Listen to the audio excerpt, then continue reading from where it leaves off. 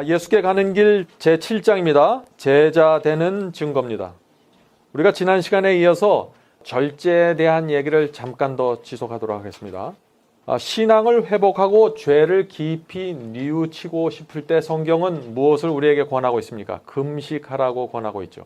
왜 성경이 금식하라고 할까요? 깊은 회개를 하려고 할 때 왜 금식을 권할까요? 그것은 우리의 마음을 맑아지게 하기 원하기 때문입니다. 그래서 절제는 우리의 정신과 마음을 맑게 하는데 도움을 주는 하나님의 지혜다라고 생각하시면 됩니다.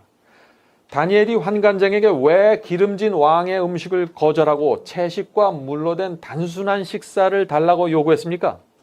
왜 그랬을까요? 마찬가지입니다. 마음을 맑게 하기 위해서 그랬던 것이에요. 바벨론 왕궁왕에서 이루는 그 치열한 영적 투쟁에서 승리하기 위해서 그렇게 단순한 식사를 제공해 달라고 이 환관장에게 부탁했던 것입니다. 우리가 무엇을 배우고 있죠? 그리스도의 제자가 되는 증거에 대해서 우리가 배우고 있는 것입니다.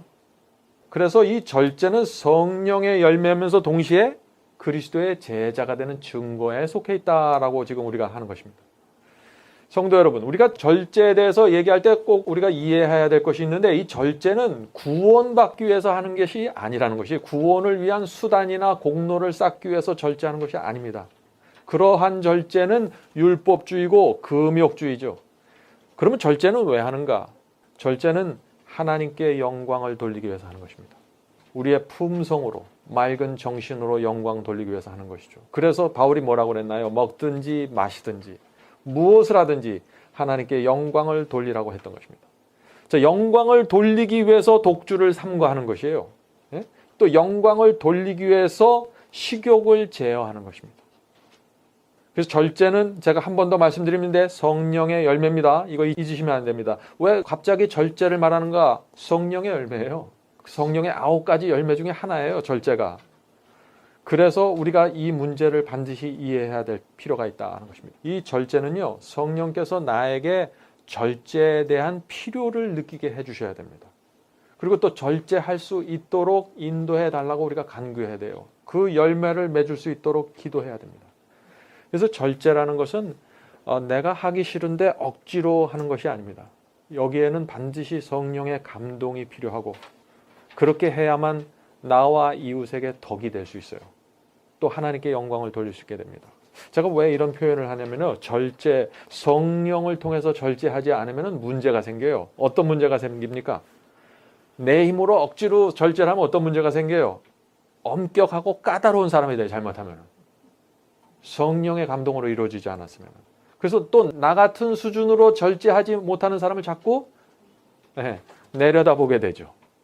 그래서 이것이 성령의 열매로 맺혀져야 된다, 이 절제가. 굉장히 중요한 문제죠.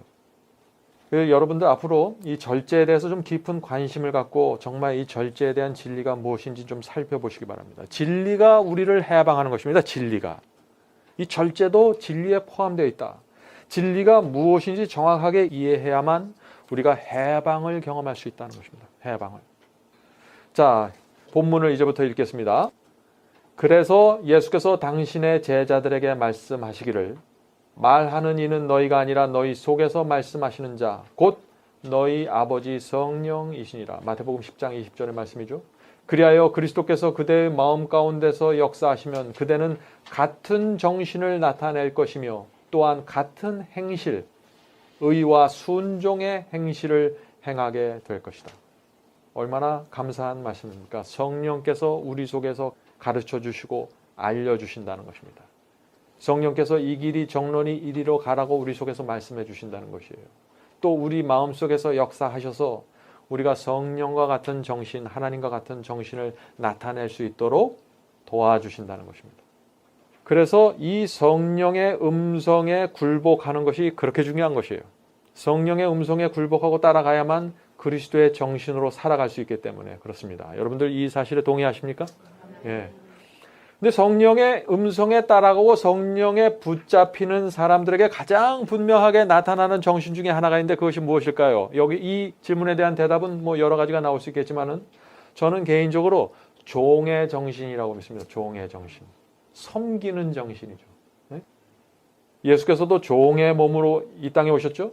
제자들 앞에 무릎을 꿇고 그 먼지나고 더러운 그들의 발을 씻겨주셨습니다. 이것이 종의 정신이에요. 예수께서 우리에게 보여준 정신. 이것이 성령의 지배를 받고 성령의 인도를 따라가는 사람들에게 나타나는 정신이라는 것입니다. 우리가 이런 정신을 배우지 못하면요, 성화가 진행이 될 수가 없어요. 네. 그래서 우리가 항상 이 종의 정신을 갖고 있는가 살피고 간구하면서 사는 것은 중요하다고 믿습니다. 그 다음 문장 읽어보죠. 그러므로 우리는 아무 자랑할 것이 없다. 우리는 스스로 높일 까닭이 없다. 자, 우리가 자랑하고 스스로 높일 까닭이 없다 그랬는데 왜 그럴까요? 왜냐하면 우리 스스로 한 것이 아니라 주님의 사랑에 감동돼서 성령의 음성과 성령의 호소에 감동이 돼서 우리가 이끌림을 받아서 한 것들이기 때문에 절제도 그렇고 순종도 그렇고, 예? 그래서 우리 스스로 자랑할 게 없다는 것이에요. 공로가 없다는 것입니다. 우리의 희망의 유일한 근거는, 우리가 갖고 있는 희망의 유일한 근거가 무엇인가 얘기하고 있는 것입니다. 우리의 희망의 유일한 근거는 우리에게 입혀주신 그리스도의 의에 있고, 유일한 희망이 뭐예요? 그리스도의 의에 있다는 것입니다. 그리스도의 의가 뭔가요? 칭의를 받는다는 것이죠. 칭의의 경험에 있다는 것이에요. 칭의의 경험이 뭡니까? 하나님의 용서예요. 그러므로 우리의 유일한 희망은 어디예요? 하나님의 용서예요. 아까 기도해 주신 우리 자매님께서 말씀하신 것처럼 사형수가 되었던 우리를 탕감해 주신, 감면해 주신 그 하나님의 용서, 그 은혜가 유일한 희망이라는 것이에요. 거기서부터 모든 에너지가 나온다는 것입니다. 자, 또한 우리 속에서 우리를 통하여 역사하시는 성령으로 말미암아 이루어진 선행에만 있는 것이다. 예? 그래서 유일한 희망으로 두 가지를 얘기하고 있어요. 하나는 칭의, 그리스도의 의고, 두 번째는 뭐예요? 성령으로 말미암아 이루어진 선행. 다시 말해서 성화의 경험을 얘기하는 것입니다. 그래서 유일한 희망의 근거, 칭의와 성화입니다. 이 둘 다 필요한 거예요. 오늘날 기독교가 갖고 있는 문제는 뭐예요? 칭의에서 다 끝난다고 말하는 거예요. 칭의에서. 아니에요. 칭의 받은 사람은 반드시 성화의 길을 걷게 돼 있어요. 그것은 내가 뭐 결심해서 억지로 걷는 게 아니에요. 자연스럽게 열매로 맺어지는 거예요. 왜냐하면 하나님의 은혜와 용서를 받았기 때문에. 그래서 자연스럽게 그 심령 속에 빚진 자의 심령이 생기고 그 심령을 가진 사람은 성화의 길을 갖게 되고 열매 맺게 된다는 것입니다. 이것은 칭의와 성화를 이렇게 신학적으로 분리해서 설명했을 뿐이지 이것은 하나의 경험이에요. 성경은 하나로 설명하고 있습니다. 칭의를 설명할 땐 반드시 성화의 설명을 같이 연결해서 하게 되는 것이에요. 신학자들이 이걸 둘로 나눴기 때문에 마치 칭의는 받았는데 성화는 안 되고 뭐 이렇게 오해하는 일들이 생겼는데 그건 절대 그렇지 않습니다. 자, 그래서 여기서 선행을 보면은요, 성령의 충동에 의해서 움직인 결과예요. 이 선행이라는 것이. 성령의 충동이 없이 선행을 하면은 그래서 문제가 생기는 것이에요. 예?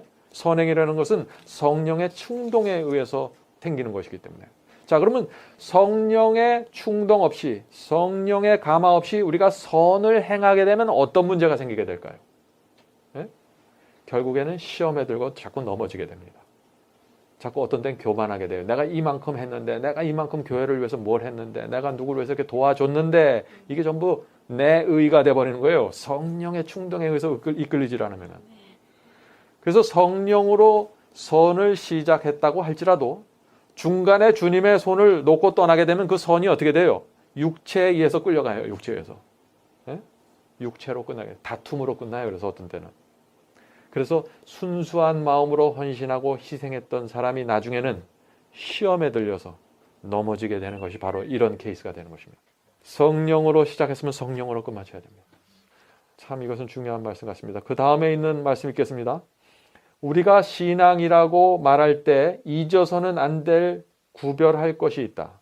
신앙을 말할 때 잊지 말아야 될 것이 있다 하는 것이에요. 신앙과는 전혀 다른 일종의 믿음이 있다. 신앙은 아닌데 믿음이 있다는 거예요. 그것이 뭔가 읽겠습니다. 하나님의 존재와 능력, 하나님의 말씀의 참됨은 사단과 그의 부하인 악한 천사들도 마음속으로는 부인할 수 없는 사실이다. 자, 이게 번역이 조금 어렵게 되는데 이게 무슨 말인가? 사단과 그의 부하들 악령들도 하나님이 존재하는 것을 믿는다는 것이에요. 하나님의 능력을 안다는 것이에요. 또 하나님의 말씀이 진리라는 사실을 믿는다는 것이에요. 그런데 그것은 신앙이 아니라는 것이에요. 예? 무엇을 동의하고 알고 인정하는 것은 신앙이 아니라는 것이에요. 자, 그래서 야고보서 2장 19절에 이런 말씀이 있는 거예요. 귀신들도 믿고 떠느니라. 그렇죠? 그런 것들은 다 귀신도 한다는 것이에요. 오늘 많은 사람들이 이 수준에 있는 믿음을 자꾸 신앙이라고 생각하는 거예요. 내가 예수께서 십자가에 돌아가시는 것을 안다. 내가 동의한다. 십자가의 피로 내가 구원받는다. 내가 동의하고 안다. 그러므로 나는 신앙이 있다. 아니라는 것이에요. 그 수준까지는 마귀와 악령들도 한다는 것이에요. 자, 이게 참 굉장한 얘기 아닙니까? 사탄도 진리가 무엇인지 안다는 것이에요. 진리를 아는 것과 신앙은 다른 것이라는 것이에요. 진리를 부인하지 않는다고 해서 신앙이 있는 것이 아니에요. 여기에 오해가 없어야 됩니다. 그러면 믿음은 뭐냐? 믿음은 아는 것이 아니라 동의하는 것이 아니라 마음을 바치는 거예요. 왜 마음을 바치게 될까요? 믿으니까 바치는 거예요. 믿으니까. 정말 그게 사실이라는 것을 내가 믿으니까. 자연히 마음을 바치는 거예요. 네? 믿으면은 정말 마음을 바치게 되는 거예요. 믿는데 나는 마음을 안 바친다. 그건 믿음이 아니에요. 그건 아는 거지. 동의하는 거죠. 그래서 믿음은 내 뜻을 버리게 되는 것입니다. 하나님을 믿으니까. 하나님의 뜻을 믿으니까 내 뜻을 버리는 것이에요. 너무나 믿으니까 심지어는 내 생각까지도 버리는 것이에요. 하나님의 생각을 믿으니까 내 생각을 버리는 거예요. 이게 믿음이고 이게 신앙이라는 것이에요. 그래서 우리가 하나님을 너무나 믿고 존경하니까 하나님의 종으로 섬기게 되는 것이죠. 자, 이거 분명합니까? 이게 참된 신앙이라는 것이죠. 그 다음에 있는 말씀 계속 읽어보죠. 굉장히 중요한 말씀들을 오늘 배우게 됩니다. 하나님의 말씀을 믿을 뿐 아니라 의지를 하나님께 바치는 것, 즉 마음을 하나님께 바치고 애정을 하나님께 두는 그것이 신앙이다. 예? 우리가 의지를 주님께 바친다 하는 말이 뭐예요? 여기 의지를 하나님께 바치는 것, 즉 우리의 마음을 바친다는 것과 동의어예요. 이게 다른 말이 아니에요. 내가 하나님을 선택한다. 그런 것은 내가 의지로 선택하는 것뿐만 아니라 내 마음을 바친다는 것은 내 마음을 그곳에 바친다는 것이에요. 네? 계속해서 읽어보죠. 신앙은 사랑으로 행하고 심령을 성결하게 만든다. 네, 그래서 많은 사람들이 이제 자유의지를 얘기할 때 내가 자유의지를 갖고 진리를 선택했다. 내가 자유의지를 갖고 진리를 택했다. 이렇게만 얘기하는데 그것은 다가 아닙니다. 하나님께 내 의지로 무엇을 선택했다는 것은 내 마음을 바쳤다는 것이에요. 내가 그 진리에 내 마음을 바쳤다는 것이에요. 그 진리에 내 마음을 완전히 굴복시켰다는 것입니다. 그게 내 의지로 무엇을 선택했다는 말의 의미라는 것입니다. 얼마나 이 정확한 말씀입니까? 자, 그런데 여기서 신앙에 대해서 설명하는데 신앙은 사랑으로 행하고 라는 표현이 나와요. 신앙은 사랑으로 행한다. 참 이거 중요한 얘기죠? 저희 가정에 두 자녀가 있습니다. 큰 아들이 큰 아이고 이제 작은 아이가 딸인데 이제 아이들이 커가면서 이제 잘못을 하면 혼내고 맴매할 때도 있죠. 근데 주로 악역을 저희 집사람이 맡았습니다. 그런 악역을. 그런데 제가 어쩔 수 없이 이제 가끔 그 악역을 맡으면은요 아이들이 상처를 받아요. 왜 그럴까요? 아이들은 저보다는 엄마에게서 더 큰 사랑을 느끼기 때문에 그렇습니다. 왜냐하면 엄마가 매일 밥을 주고 빨래를 해주고 도와주니까 엄마에게 큰 사랑을 느끼는 거예요, 아이들이. 그러다 갑자기 어느 날 갑자기 가끔씩 아빠가 들어가서 그 역을 맡으려고 그러면 안 통하는 거예요. 그래서 저희 엄마가 혼내주면 금방 풀려요. 오래 가진 않아요. 근데 제가 혼내주면 오래 삐쳐요. 왜 그러냐면은 제가 문제를 지적하고 책망하면 아이들이 어떻게 생각하면 아빠는 나를 사랑하지 않나 봐. 이렇게 생각하는 것입니다. 그래서 잘못을 지적하고 책망하는데요. 반드시 상대방이 내 사랑을 느껴야 돼요. 그렇지 않으면 내 의도가 잘못 곡해 됩니다. 심지어 내 자녀들에게까지. 그런데 우리 교우들이나 우리 형제들이나 우리 이웃들에게 우리가 어떤 것을 책망하고 견제하고 무엇을 지적할 때 그 사람이 사랑을 느끼지 못한 상태에서 나와 관계가 충분하게 아름답지 못한 상태에 내가 그것을 했을 때 내 의도는 좋지만은 결과는 저 사람은 나를 사랑하지 않나 보다. 이렇게 생각할 수 있다는 것입니다. 그래서 내 의도가 아무리 선하다고 할지라도 전달되지 않으면 어떻게 될까요? 결국엔 그것이 내 마음에 상처가 되고 상대방의 마음에도 상처가 된다. 이것은 하나의 중요한 지혜라고 생각합니다. 그래서 꼭 기도하고 사랑으로 하게 되길 바랍니다. 그런데 어떤 때는 반드시 말해야 줘야 될 필요가 있죠. 그럴 땐 기도하고 사랑으로 우리가 하면 좋겠다 하는 것입니다. 그 다음에 있는 말씀을 읽도록 하겠습니다. 이 신앙으로 말미암아 마음이 새로워져서 하나님의 형상으로 화해진다. 자, 이 신앙으로 말미암아 마음이 새로워지고 하나님의 형상으로 화해진다 하는데 이 신앙이 지금 어떤 신앙이에요? 우리가 앞에서 배웠던 마음을 바친 신앙입니다. 지적으로만 동의한 신앙이 아니라 마음을 바친 신앙. 그리고 사랑으로 행하는 신앙을 얘기하는 거예요. 이런 신앙으로 말미암아 마음이 새로워져서 하나님의 형상으로 화해진다. 자, 여기에서 읽는 이 말씀도 중요한 말씀입니다. 제가 쭉 읽을 테니까 여러분들 잘 생각하면서 좀 따라 보시기 바랍니다. 거듭나지 못했을 때에는 하나님의 율법을 복종하지 아니할 뿐 아니라 또한 복종할 수도 없었던 마음이 이제는 율법의 거룩한 계명을 즐거워하게 되고 시편 기자와 같이 내가 주의 법을 어찌 그리 사랑하는지요. 내가 그것을 종일 묵상하나이다. 시편 119장 97절. 어떤 분들은 참 착해요, 선해요, 나보다 마음이 자비로운 것 같아요. 그런데 하나님의 말씀과 계명을 지키지 않아요. 왜 그럴까요? 그분이 갖고 있는 선함과 젠틀함과 온유함이 인간적인 것이라서 그러세요. 정말 하나님께 마음이 굴복된 거듭난 경험이 없이도 어느 정도까지는 선할 수 있잖아요. 어느 정도까지는 온유할 수 있잖아요. 그 수준에 머물러서 그래요. 그래서 말씀에 굴복하는 수준까지 나가지 못하는 거예요. 왜냐하면 말씀에 굴복하고 거듭난 사람은 이런 간증을 해. 우리가 읽었던 시편 119편 97절 내가 주의 법을 어찌 그리 사랑하는지요. 내가 그것을 종일 묵상하나이다 라고 부르짖는다 그랬어요. 계속해서 읽겠습니다. 율법의 의가 육신을 쫓아가 그 영을 쫓아 행하는 우리에게 성취될 것이다. 이런 거듭남의 심령, 계명을 사랑하는 사모하는 심령이 있어야 율법의 의가 이루어진다는 것입니다. 성취된다는 것이죠. 여러분들은 이 경험을 사모하십니까? 자, 그 다음에 있는 말씀은 우리가 기도하는 마음으로 읽어야 됩니다. 이건 정말 감동적인 얘기라서 저 혼자 읽기는 아까우니까 제가 읽는 스피드에 맞춰서 여러분이 조용히 한번 따라서 함께 읽으시기 바랍니다. 읽겠습니다. 그리스도의 사유하시는 사랑을 알고 하나님의 자녀가 되기를 간절히 원하지만 저희의 품성이 불완전하고 저희의 생애가 결함이 많은 것을 느끼므로 저희 마음이 과연 성령으로 말미암아 거듭났는지를 의심하는 자들이 있다. 이런 의심을 갖고 계십니까 혹시? 계속해서 읽겠습니다. 이러한 자들에게 나는 말하노니 낙심하여 뒤로 물러나지 말라. 우리는 우리의 부족과 과실로 인해서 예수의 발 아래 엎드려 눈물을 흘려야 할 때도 자주 잊을 것이다. 우리는 우리의 부족 때문에 얼마나 주님께 나가서 눈물을 흘립니까? 너무 괴로워서요.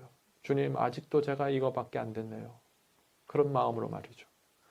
그러나 우리는 낙담하지 말 것이다. 비록 우리가 원수에게 실패당했을지라도 우리는 하나님에게서 버림을 받거나 싫어하는 바 되거나 배척을 당한 것이 아니다. 자녀들이 잘못했다고 우리가 걔를 미워하고 싫어하고 배척하나요? 우리 그렇지 않잖아요. 더 불쌍하게 보죠. 어떻게 하면 저 아이를 더 내가 도와줄 수 있을까 고민하게 되죠. 부모로서. 똑같다는 것입니다. 결코 아니다. 그리스도께서 하나님 우편에 앉아 계셔서 우리를 위해 중보하신다. 요한은 말하기를 나의 자녀들아 내가 이것을 너희에게 쓰면 너희로 죄를 범치 않게 하려 함이라. 만일 누가 죄를 범하면 아버지 앞에서 우리에게 대언자가 있으니 곧 의로우신 예수 그리스도시라. 요한일서 2장 1절의 말씀입니다. 얼마나 감사합니까? 우리가 잘못하고 실수하고 죄를 범했을지라도 항상 우리를 위해서 하늘 아버지께 대언해 주시는 예수께서 중보자로서 계시다. 이게 얼마나 큰 위로고 용기고 감사한 일인지 몰라요. 예수께서 이 사역을 안 하시면 단 하나의 죄에 의해서도 우리가 끝나버립니다. 아담과 하와는 단 하나의 죄를 범하고 에덴 동산에서 쫓겼어요. 단 하나의 죄 때문에 지구 전체가 슬픔과 죽음으로 들어가 버렸습니다. 똑같은 일이 우리에게 이루어질 수 있는 것이에요. 예수께서 대언자로서 우리 앞에 서 있지 않으면 말이죠. 그래서 우리가 예수께 얼마나 감사한 마음으로 살아가야 되는지 모르겠습니다. 계속해서 읽겠습니다. 그리고 아버지께서 친히 너희를 사랑하심이니라. 라고 하신 그리스도의 말씀을 잊지 말라. 예수께서 우리를 정말 사랑하십니다. 그것을 잊지 말아야 돼. 그것을. 우리가 실수하고 넘어지고 어제 범한 죄를 또 오늘 범했을지라도 낙담하지 말라는 것입니다. 지난주 동안 많이 쓰러져 본 경험이 있습니까? 예? 똑같은 죄를 2번 이상 지면서 용기 내시기 바랍니다. 아버지는 아이가 쓰러져서 울고 있을 때 가장 마음이 아픈 것이에요. 그죠? 아버지가 알려준 대로 했으면 넘어지지 않았을 텐데 아버지의 말을 듣지 않았기 때문에 그 아이가 넘어졌어요. 아버지의 말씀과 교훈을 소홀히 하다가 넘어진 것입니다. 상처가 크게 났어요. 그래서 아이가 주저앉아서 울고 있는 것이죠. 그때 아버지가 아이에게 더 아픈 마음으로 이 아이를 찾아온다는 것입니다. 우리가 실수하고 넘어졌을 때, 마음의 상처를 받았을 때 우리 아버지의 마음이 더 큰 아픔을 갖고 우리를 찾아온다. 이런 아버지의 심령과 아버지의 태도와 행동을 우리가 이해하지 못한 상태에서 신앙을 하면은요, 다 좌절합니다. 이것이 우리 하늘 아버지의 마음이라는 사실을 여러분들 꼭 잊지 마시기 바랍니다. 그는 그대를 당신에게로 돌아오게 하시기를 원하시고 당신의 순결함과 거룩함이 그대에게서 반사됨을 보고자 원하신다.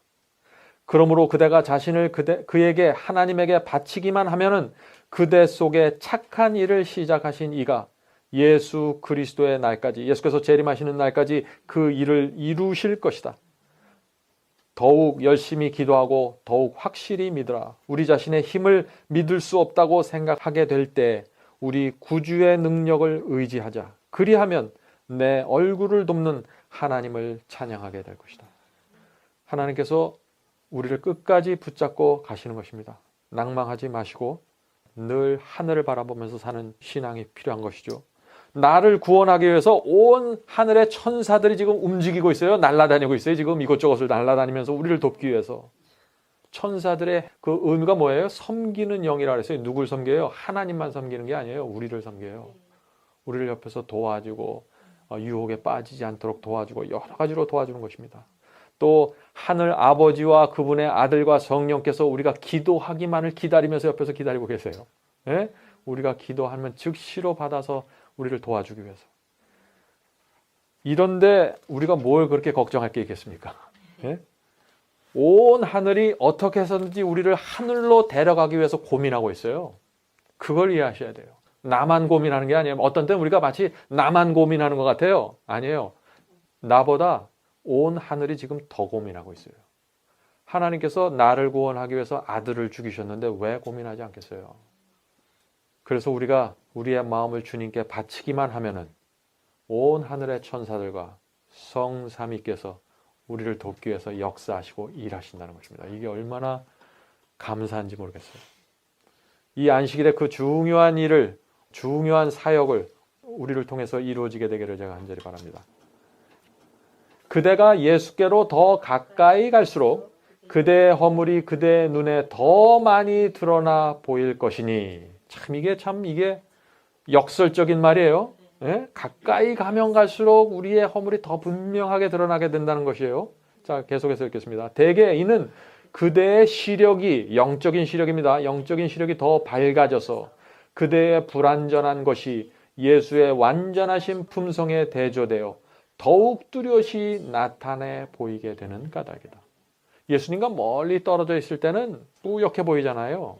예수님께 가까이 가면은 예수님의 형상이, 품성이 점점 더 분명하게 보이잖아요. 그러니까 내 부족함이 점점 더 분명하게 보일 수밖에 없다. 그래서요, 신앙이 없는 사람은 자유분방하게 살아요. 어떤 때는 내가 볼 때 나보다 더 행복한 것 같아요. 죄책감 없이 살아가니까. 천방지축으로 살아가는 거예요. 멀리 떨어져 있는 사람들은. 근데 가까이 가면 가까이 갈수록 어떻게 돼요? 고민이 생겨요. 이것은 사단의 미혹이 그 힘을 잃어버리고, 참 이거 중요한 말씀입니다. 가까이 가면 갈수록 우리의 문제가 보이는데 이게 동시에 뭐예요? 사탄의 힘을 잃어버리게 된다는 거예요. 이 두 가지가 같이 이루어지는 거예요, 지금. 네? 나만 생각하면 안 돼요. 이것은 사탄의 미혹이 그 힘을 잃어버리고 그 대신에 하나님의 성신의 생기 있는 감화가 그대를 각성시키고 있는 증거이다. 우리의 양심이 예민해진다는 거예요. 좋은 것입니다. 사람들은 그거 싫어해요. 어떤 사람들. 양심이 너무 예민해서 나 너무 힘들어. 그렇게 생각하지 마세요. 네? 얼마나 이것은 정말 기가 막힌 말씀인지 모르겠어요. 큰 위로가 되는 말씀입니다. 우리가 예수님께 가까이 가면 갈수록 왜 내 허물과 부족함이 더 정확하게 보일까요? 그거는 이래서 그래요. 전에는 내가 예수께 멀리 떨어져 있을 때는 항상 나를 내 이웃과 비교했어요. 사람과 비교하게 돼요. 예수님은 멀리 떨어져 있으니까. 가까운 게 내 사람이니까. 사람과 비교해요. 그럼 어떻게 돼요? 항상 나는 내 이웃보다 나아요. 부족함이 별로 없어요. 그게 라오디게아 교회 형편 속으로 들어가는 거예요. 사람과 비교하면. 네? 근데 예수님과 비교하면 어떻게 해요? 형편없이 보이잖아요, 제가. 예수님의 생애와 우리의 생애를 비교해 보세요. 얼마나 우리의 생애가 이기적입니까? 얼마나 우리가 가난한 자들에 대해서 냉정한 마음을 갖고 있어요. 전에는 그런 거 느끼지도 못하고 상상도 못해요. 사람과 비교할 때는.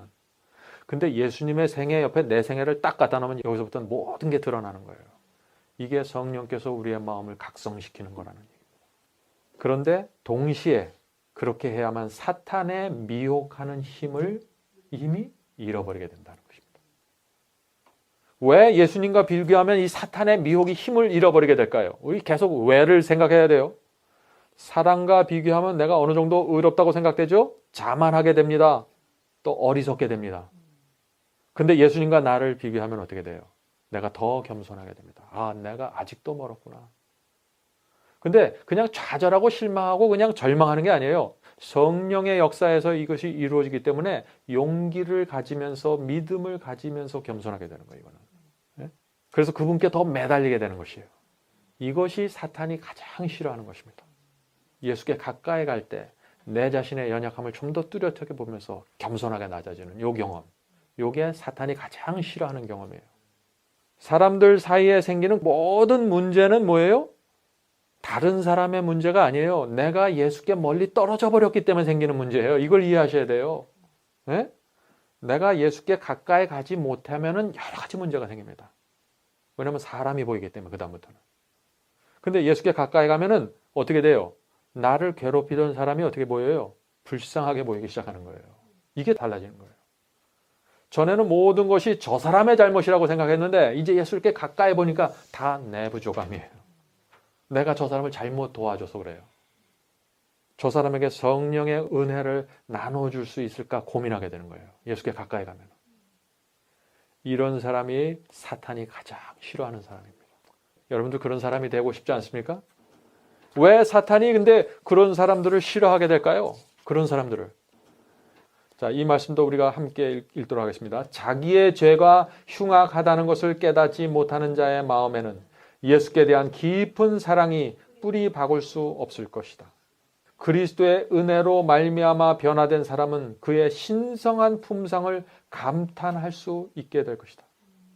그러나 만일 우리가 우리 자신의 도덕적 결점을 보지 못한다면 이는 우리가 아직도 그리스도의 미점과 탁월하심을 보지 못했다는 확실한 증거이다. 그래서 우리가 나는 부요해서 부족함이 없다고 생각하고 내가 부족함이 없다고 생각하는 것은 그리스도께 멀리 떨어져 있다는 거예요. 그거는. 네? 그런 사람들은 어떻게 해요? 그리스도의 아름다운 성품을 제대로 볼 수 없기 때문에 늘 자기에 대해서 만족하게 된다는 것이죠. 사탄이 가장 싫어하는 사람은 뭐예요? 이 말씀에 보면 죄를 흉악하게 보는 사람이랬어요. 내 죄를. 근데 이 죄가 어떻게 해야 흉악하게 보여요? 예수께 가까이 가야만. 그리고 그 예수께 가까이 가야만 그 성품이 얼마나 아름다운지 알게 되기 때문에 그것을 담고 싶어하는 소원이 생긴다는 거예요. 그래서 사탄이 가장 싫어하는 사람은 결국 빚진 자의 심령을 가진 사람입니다.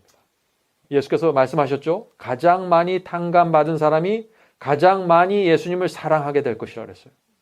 여러분들 죄를 많이 탕감받으셨습니까? 네, 가장 많이 사랑하게 되는 거예요. 그러니까 우리가 죄를 더 많이 집시다라고 얘기하는 게 아니죠. 많이 탕감받은 사람에게 많은 반응이 나온다는 것이에요. 얼마나 감사해요. 이게 성경이 바라보는 관점이에요. 우리는 내가 죄를 많이 졌으니까 하고 그냥 아주 자포자기 해버려요. 이거는 인간적인 생각이고 사탄의 속삭임입니다. 그런 속삭임에 빠지지 말고 내가 많이 탕감받았구나. 오늘 내가 죄를 버는데 하나님께서 또 나를 탕감해 주셨구나. 그러면 여기서 정말 감사하다. 빚진 자의 심령으로 들어가야 된다는 것입니다. 다른 사람이 나를 함부로 대하고 무례하게 말할 때, 또 나를 무시하는 것처럼 느낄 때 어떻게 반응해야 될까요? 나는 그 사람보다 더 큰 죄를 하나님께 용서받았다는 사실을 우리가 기억해야 된다는 것이에요. 그 사람의 죄만 생각하면요 절대 용서 못합니다. 왜냐하면 그 사람이 정말 나에게 잘못한 건 사실이거든요. 그러니까 그 사실만 생각하면 용서 못해요. 그런데 어떻게 해야 용서가 돼요?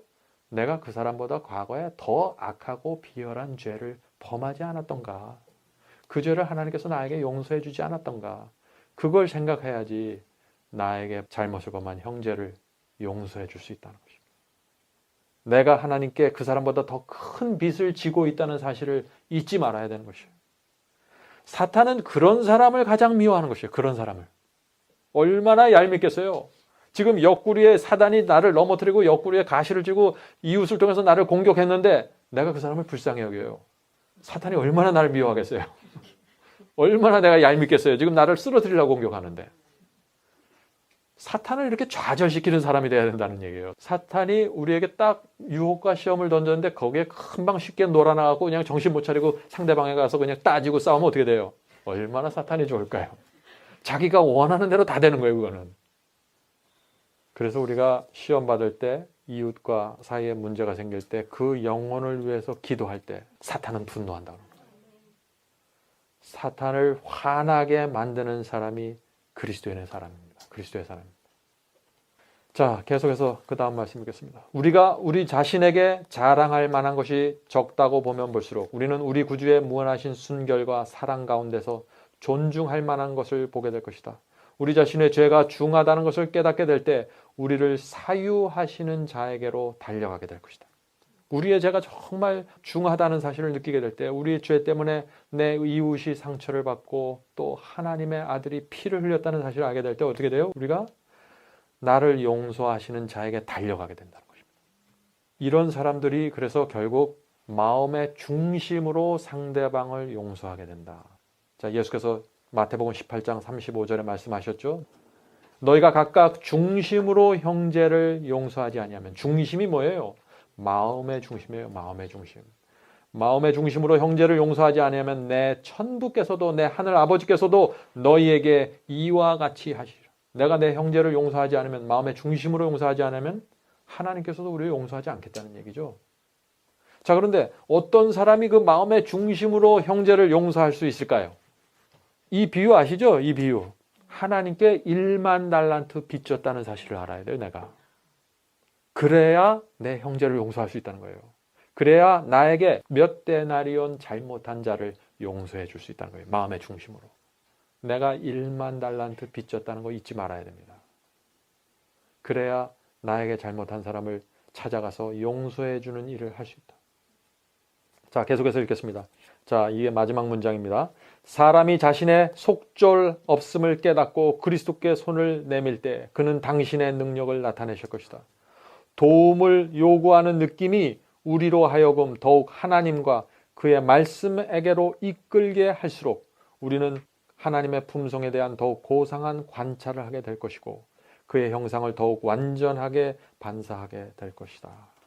네, 우리가 하나님의 품성에 대한 간절한 소원, 담고 싶고자 하는 간절한 소원이 우리 마음속에 있게 된다는 거예요. 예수님께 가까이 가면 갈수록.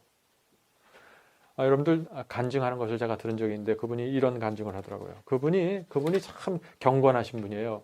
그분이 이런 얘기를 했어요. 자기는 자기의 성품 중에서 예수님을 닮지 못한 것을 다 리스트를 했대요. 자기의 생각나는 것들. 우리 성품의 약점들 있잖아요. 다 사람마다 다릅니다. 어떤 분들은 쉽게 다른 사람들을 정죄하는 잘못에 들어갈 수 있고 어떤 사람은 쉽게 짜증을 내거나 그런 문제 있죠. 어떤 분들은 한번 마음의 상처를 받으면 몇 날 며칠 해결하지 못하는 그런 약점이 있죠. 사람마다 다 다른 거예요. 그래서 이 박사님도 남에게 말하지 못할 자기만이 알고 있는 약점이 있대요. 그거를 리스트를 했는데 이 박사님은 자기는 처음 자기가 기록했을 때 14개였대요. 그래서 왜 이것을 기록했나? 이 리스트를 늘 자기 지갑에 넣고 다니면서 기도한대요. 주님, 제가 이런 문제가 있습니다. 이 리스트에 있는 문제들을 좀 해결해 주십시오. 정말 마음이 간절하잖아요. 이렇게 하게 돼요. 정말 고치고 싶으면. 그래서 이거를 다니면서 하루에 3번 기도한대요. 주님, 오늘 이런 것들이 내 속에서 사라질 수 있도록 도와주시옵소서. 그 14가지를 놓고서 간절히 기도하는 거예요. 이렇게 우리도 좀 해봤으면 좋겠습니다. 예? 막연하게 기도하면 안 돼요. 주님, 내가 예수님을 닮고 싶습니다. 그렇게 막연하게 기도하는 것도 의미가 있을지 모르지만은 좀 더 정확하게 내가 가진 문제를 하나 놓고, 그건 정말 남편에게도 말하기 어렵고 부인에게도 말하기 창피한 것들이죠. 그런 것들 놓고 주님께 앉아서 기도하시고 하나하나 정리해가는, 그러면은 성령께서 우리를 훨씬 더 구체적으로 역사해 주시고 구체적인 음성을 주실 수 있는 것입니다. 기도하겠습니다. 하늘에 계신 아버지, 오늘 저희가 배운 이 말씀을 저희 마음속에 새겨주시옵소서. 저희가 정말 성령의 역사를 통해서 우리가 날마다 변해가는 경험이 무엇인지 이해할 수 있도록 도와주시옵소서. 그래서 날마다 달라지고 날마다 주 앞에 가까이 가는 사람들 될 수 있도록 도와주시옵시고, 저희가 갖고 있는 약점과 부족함 때문에 좌절하지 않도록 도와주시옵소서. 사탄이 미워하는 그리스도인이 될 수 있도록 주님 저희를 끌어주시옵소서. 저희가 정말 그런 사람들이 되기 원합니다. 주님, 저희의 성품과 신앙이 날마다 향상되고 올라갈 수 있도록 축복해 주시옵소서. 예수님의 이름으로 간절히 기도드립니다.